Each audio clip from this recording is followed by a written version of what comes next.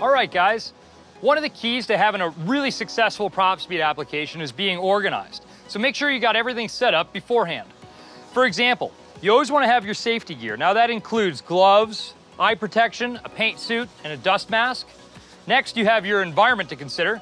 So you've got your temperature sensor, your humidity sensor, and your infrared thermometer for checking your surface temps. Next, you want to have everything you need for surface preparation. That includes a big roll of 80 grit sandpaper and a dual action sander.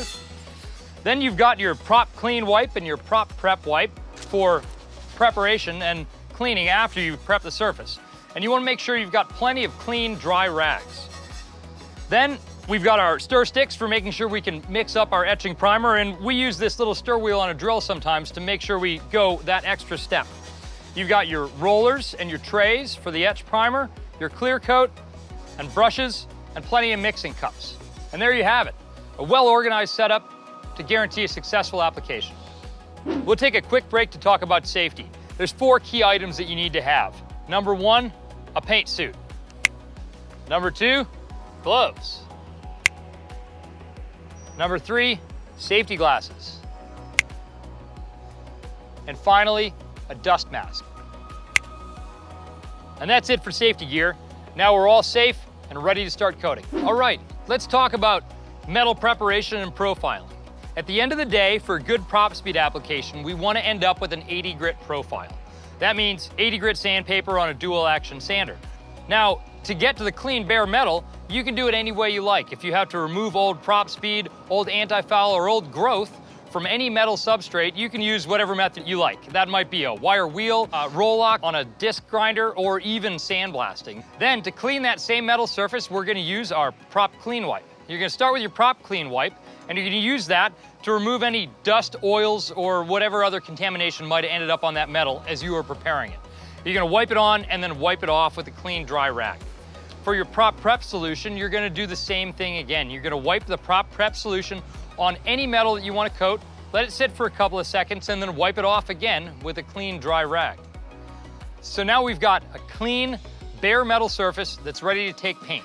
Today, in South Florida, it's warm out, so we're gonna have a shortened window. How long's that window? Well, refer to your instructions for your specific environmental conditions, but today it's gonna be about 3 to 5 minutes. Okay, guys, we're ready to lay some paint down on these props. We've got a clean, bare surface, and we're ready to get into our etching primer. But before we start, we gotta make sure we mix this really well. One of the best parts about the Propspeed system is that we have a very high solids content in our etching primer. That means that we're gonna have to mix it up before we start. So you remember those stir sticks I showed you? Now's the time to use it. We're gonna mix this paint up really well before we add the etching primer hardener. That's very important. Once we're all mixed and the etching primer is added, now you can grab a 4-inch foam roller and get into coating. Now I've found that I can get into almost any part on the bottom of a boat with the 4-inch foam roller. Occasionally you'll need to use a small paintbrush to get into those hard to reach places, but for the most part, I do everything with the roller. Why do I do that? 2 reasons. Number 1, it takes less time. Number 2, you're gonna get a more even surface coat. All things that are gonna lead to a great application. One of the most important things with the etching primer to remember is your timing. This product flashes very quickly, and we've got a narrow application window of about 3 to 5 minutes before you roll your next coat. We're gonna go 2 coats of this etching primer, and you've only got that 3 to 5 minute window in between. You can set a timer on your watch or on your phone, but one of my favorite ways to test is use the touch test. I'm gonna take a gloved hand, and I'm gonna touch it to the propeller and see if that paint's dry. If I'm not getting any paint on the finger of my glove, we're ready to recoat. Now, it's really critical that we get that next coat on in that window. I cannot stress that enough.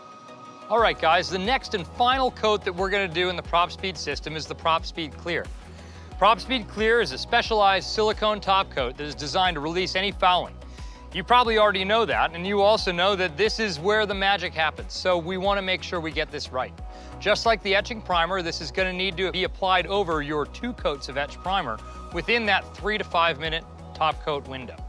The Propspeed Clearcoat is a thick coating, but it self-levels really nicely. So you want to use a high-quality brush that isn't going to lose a lot of bristles, and you want to make sure to brush it out real smooth so that you get a nice, even coat.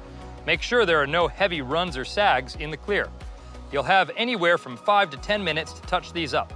Any drips that harden on the edges of the propeller blades can be carefully cut off the following day. Make sure the surface is completely coated with Clearcoat. Any missed areas will appear dull in luster. When you have finished coating the entire propeller with clear, give the propeller one more visual inspection just to make sure there are no areas that you might have missed. And check again there are no runs in the Clearcoat. Propspeed requires a minimum of 8 hours to dry before launching. In cold conditions, 5 to 13 degrees Celsius or 40 to 60 degrees Fahrenheit, we recommend at least 24 hours dry time before you launch the boat. Thank you for joining us. I hope this video was informative and can instill the confidence in your applicators to make sure that they get the job done right. If you've got any more questions, visit us at propspeed.com, where you can find contact numbers for all of our technical field sales representatives, and they're there to answer any questions that you may have. Good luck out there, guys.